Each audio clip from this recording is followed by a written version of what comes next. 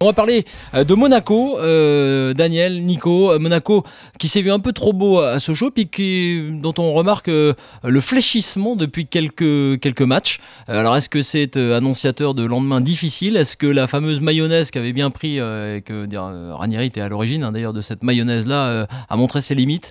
Quelles sont les limites de Monaco? Je ne suis pas sûr qu'il faille remettre en cause que Monaco peut pas faire une belle saison. Je pense qu'il n'y a pas de raison qu'il soit pas dans le coup. Il y a énormément de bons joueurs dans cette équipe. Maintenant, je pense qu'il y a deux choses. Je crois pas que cette équipe ait le niveau du PSG. Ça m'étonnerait qu'elle puisse s'accrocher au PSG. Je pense qu'il y a quand même pas mal d'écart entre les deux équipes. Ça c'est la première chose. Et après, la deuxième, c'est savoir si elle a beaucoup d'avance par rapport à ceux qui sont derrière. Dans quelles eaux en fait elle se situe cette équipe de Monaco. Et là sur les derniers matchs, j'avais vu à Reims une équipe quand même pas mal bousculée. J'avais vu contre Saint-Etienne. Reims ils en ont bousculé pas mal ces derniers temps aussi, mais. C'était bousculé à Reims, t'as raison, t'es loin de Monaco. Reims, c'est plus le même Reims de l'année dernière. Il y en a pas mal qui. C'est pas le Reims de Copa non plus. Non, mais d'accord, mais c'est pas encore le Monaco. Enfin, il y a eu beaucoup de changements, il y a eu beaucoup d'investissements, mais quand tu regardes, ils alternent, c'est vrai, les nuls et les victoires depuis 5-6 matchs. Enfin, ils font match nul contre Paris. D'accord, ils font match nul à Bonal. Non, mais moi je te parle de dernier match. Donc à Reims, ils se font quand même beaucoup bousculer. Oui. À Saint-Etienne, c'est une victoire un peu en trompe-l'œil si tu regardes le match. Il y a un truc qui est très positif dans ce match, je l'avais dit à l'époque, c'est que avec Ranieri, ça joue pour gagner. C'est toujours mis en place pour gagner. Ça, c'est très positif. C'est pour ça que j'aime beaucoup cette équipe de Monaco. Elle me plaît, au-delà des joueurs de classe qu'elle a. Je trouve que ça, c'est très bien. Mais dans ce match contre Saint-Etienne, 5 minutes avant le deuxième but, ça doit être Ocampos qui marque. Oui, sur la passe de Rames.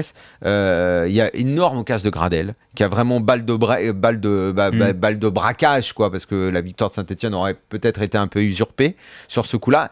Tu vois, ça fait quand même. Et là, à Sochaux, tu mènes 2-0.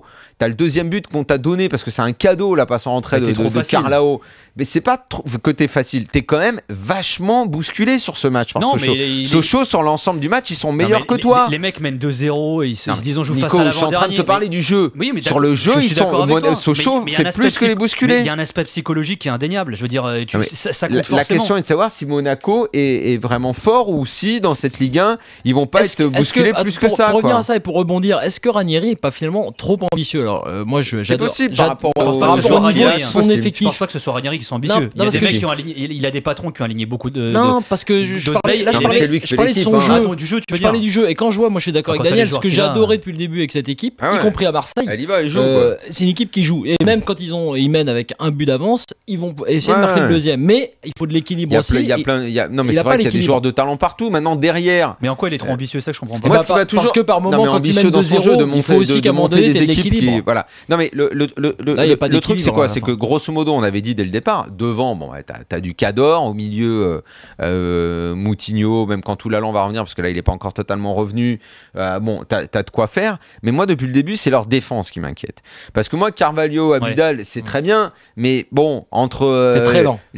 Ouais, mais même au-delà de ça, les deux jouaient pas beaucoup ces dernières années. L'un revient d'une grave maladie, l'autre, bon, c'est plus ce que c'était. Tu le sais mieux que nous, là, ton ami Richard Cavalier. Les deux latéraux, moi, m'ont beaucoup plu depuis le début de la saison. Il n'y a pas de raison qu'ils continuent à me plaire. Mais là, tu vois, bon, t'en as un qui n'était pas là. C'est à mon avis, c'est là que c'est un peu fragile.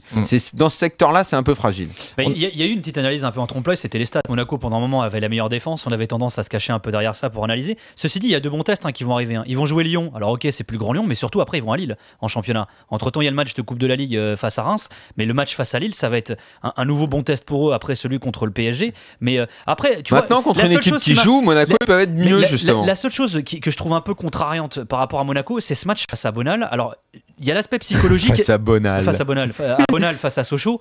C'est le fait que les mecs mènent 2-0, qu'ils se fassent remonter à 2-2 et qu'après le match, Ranieri, qui tu le disais, quand même un gagnant, un compétiteur, et cette analyse de dire finalement, c'est pas si grave, je leur en veux pas trop. Tu peux pas, tu mènes 2-0 face à Sochaux. Faut que c'est de la psychologie, c'est normal. Non, tu te dis, attends, je veux dire, excuse-moi, c'est de la com, t'es obligé de dire on mène 2-0, on est obligé d'avoir des regrets. C'est pas du tout son discours.